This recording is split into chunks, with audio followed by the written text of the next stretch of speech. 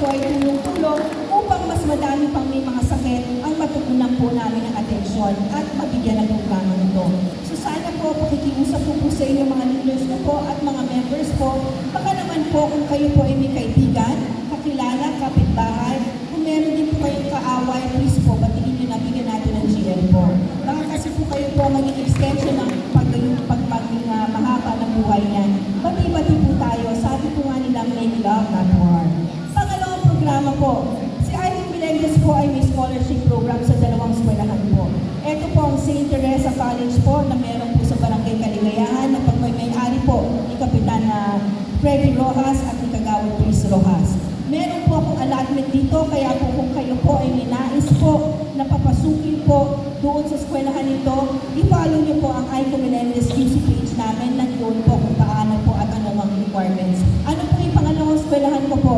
Ang Quezon City University po, na dito po, napakalapit lang po sa inyo. Kung kayo po ay may mga anak, kakilala rin po na nais nyo bigyan ng kurso po na gusto nila makapagtapos ng college, tayo po ay may programa ganyan. Tayo rin po ay nagbibigay ng TESDA. Ano po yung TESDA? Ito po yung mga automobile, baking ng cake, at andito rin po yan sa Quezon City page ko po.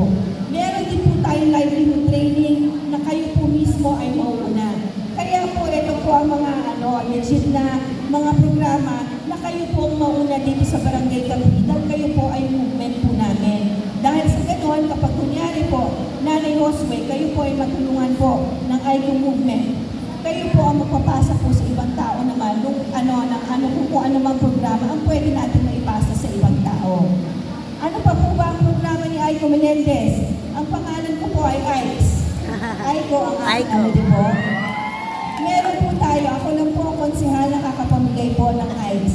Ang Assistance in Crisis Situation, meron na rin po tayong AKAP. Ano po yung AKAP? Ito po ay financial aid na